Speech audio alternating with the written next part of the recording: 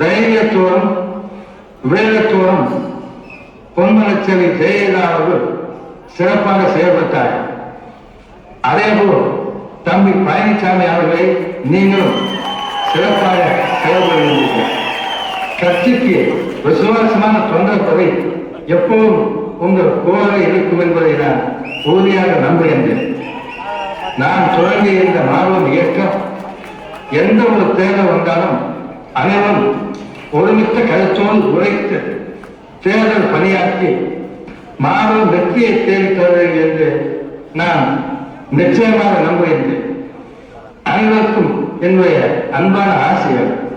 நாளை நமதே, இந்த நாடும் நமதே. வாழ்க அண்ணா. நன்றி, வணக்கம்.